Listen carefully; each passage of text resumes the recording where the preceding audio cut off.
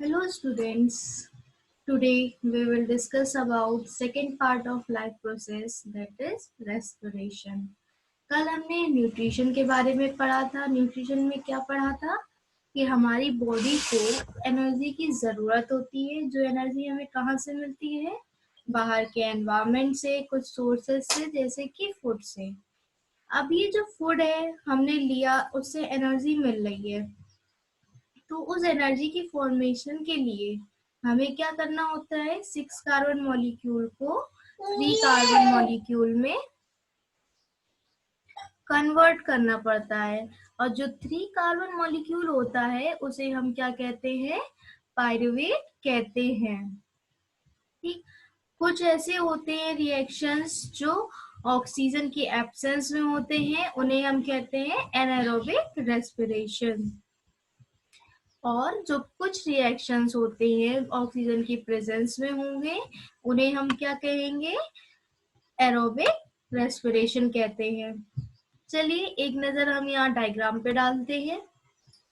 हमारे पास है glucose 6 carbon molecule, जिसे हम कन्वर्ट करेंगे 3 कार्बन मॉलिक्यूल में, जिसे हम कहेंगे पायरुवेट। जब हमारे पास ऑक्सीजन होगी, ऑक्सीजन के प्रेजेंस में हम इस रिएक्शन को कराएंगे, तो हमारे पास क्या क्या मिलेगा? कार्बन डाइऑक्साइड मिलेगी, वाटर मिलेगा और एनर्जी रिलीज होगी। ये जो एनर्जी रिलीज होगी वो किसके फॉर्म में होगी? वो एटीपी के फॉर्म में होगी। अब नेक्स्ट है हमारे पास लैक ऑफ ऑक्सीजन, जहाँ पे हमारे पास ऑक्सीजन तो है पर बहुत ही कम मात्रा में है। तो इस प्रोसेस में क्या होगा? हमें लैक्टिक एसिड मिलेगा और कुछ एनर्जी रिलीज होगी। ये भी क्या होगी? 3 कार्बन मॉलिक्यूल होगी। ओके। और जो लैक्टिक एसिड है ये किस लिए रिस्पॉन्सिबल होता है? ये हमारे मसल्स में जब पेन होता है, क्रैम्प्स होते हैं, उसके लिए ये लैक्टिक एसिड रिस्पॉन्सिबल होता है। अब थर्ड है एब्सेंस ऑफ ऑक्सीजन। जब हमारे पास ऑक्सीजन नहीं होगी तब क्या मिलेगा हमें? तब इथेनॉल मिलेगा, कार्बन डाइऑक्साइड मिलेगी और एनर्जी रिलीज होगी। पर ये जो एनर्जी है वो 2 कार्बन मॉलिक्यूल के फॉर्म में रिलीज होगी। ओके। एटीपी हमारा क्या होता है? एनर्जी करेंसी होती है, जिसे हम एडिनोफॉस ट्राइफॉस्फेट भी कहते हैं।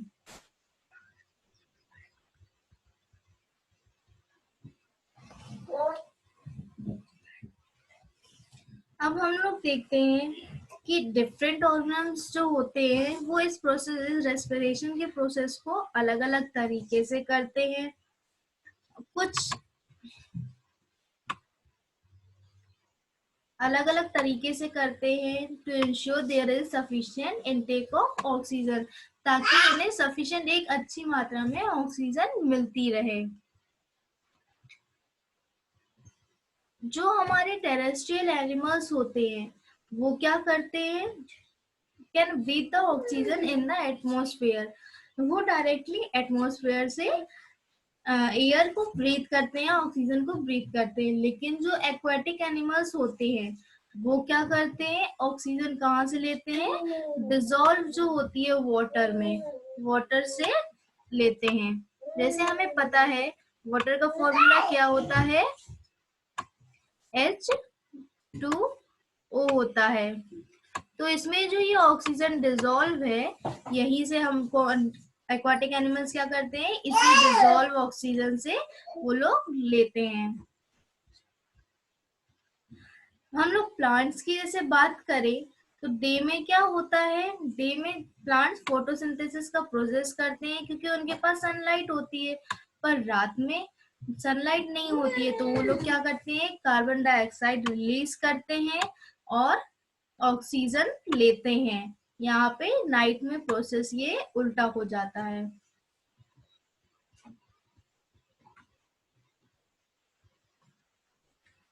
Since the amount of dissolved oxygen is fairly low, अब वाटर में जो अमाउंट होता है ऑक्सीजन का वो तो कम होता है अगर हम कंपैरिजन करें एयर से, हमारे एटमॉस्फेयर से।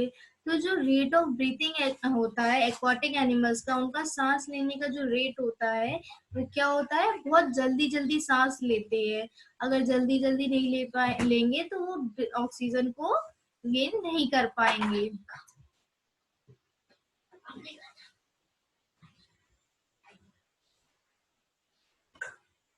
ह्यूमन बींग्स में क्या होता है, द एयर इज टेकन, जो ह्यूमन बींग्स एयर कहाँ से लेते हैं, थ्रू नोस्ट्रल्स। और इन नोस्ट्रल्स में क्या होता है, कुछ एयर्स प्रेजेंट होते हैं जो एयर को फिल्टर करने का काम करते हैं। The passage is also lined with mucus which help in the process, और जो पैसेज है वो म्यूकस से भी लाइंड होता है, कुछ म्यूकस भी प्रेजेंट होता है जो इस प्रोसेस में हेल्प करता है। Air passages through the throat, और उसके बाद जो एयर है वो कहाँ से पास करती है, थ्रोट से कहाँ जाती है, लंग्स में। और इस पैसेज में बीच में क्या प्रेजेंट होते हैं, रिंग्स ऑफ कार्टिलेज थ्रोट में प्रेजेंट होते हैं, जो इंश्योर करते हैं एयर के पैसेज को कि वो कोलैप्स ना हो जाए। Here are the rings of cartilage.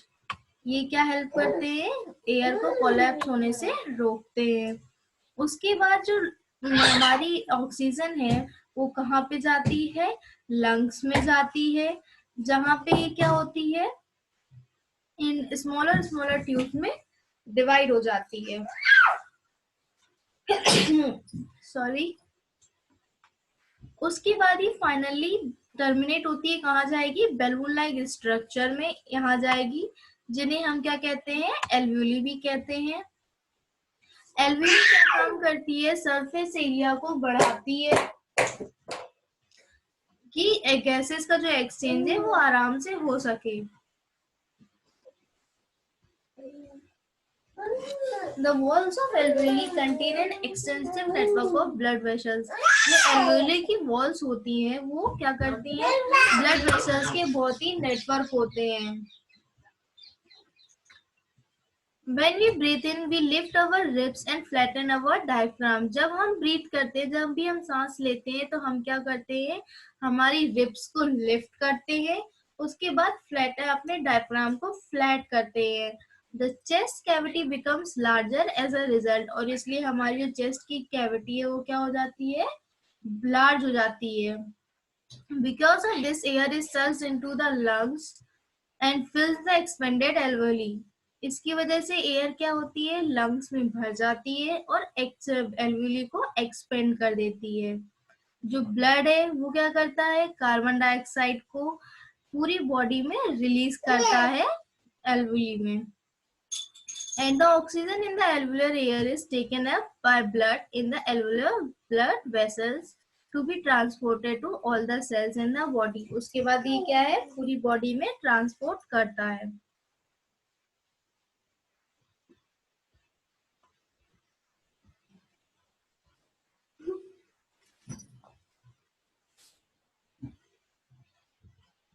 When the body size of animals is large, जब किसी भी एनिमल का जो बॉडी साइज होगा वो बड़ा होगा, तो the diffusion pressure alone cannot take care of oxygen delivery to all parts of the body.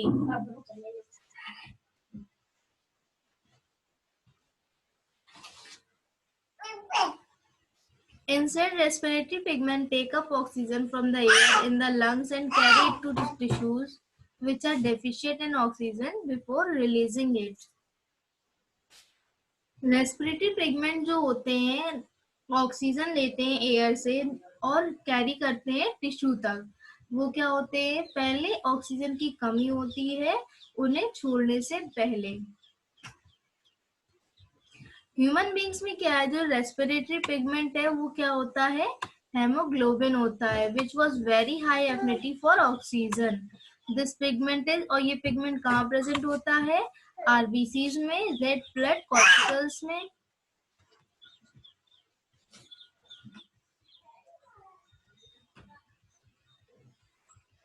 Let's discuss the question.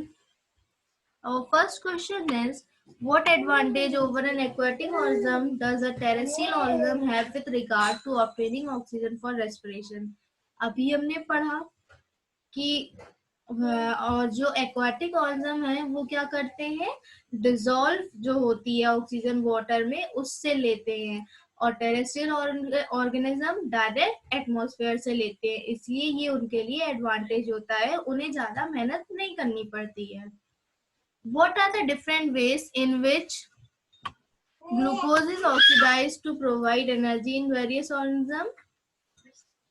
कौन कौन से अलग वेज हैं जिसमें ग्लूकोज ऑक्सीडाइज होता है एनर्जी प्रोवाइड करने के लिए?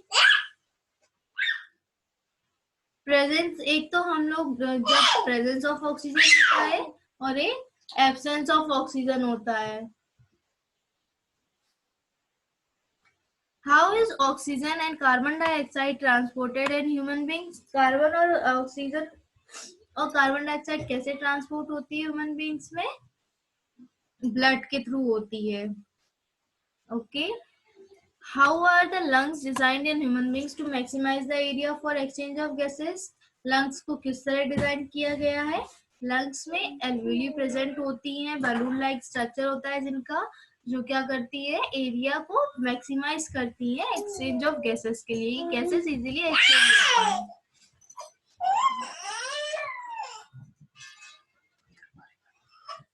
Thanks. We will discuss the transportation in next part. I hope you have understood well. Thank you.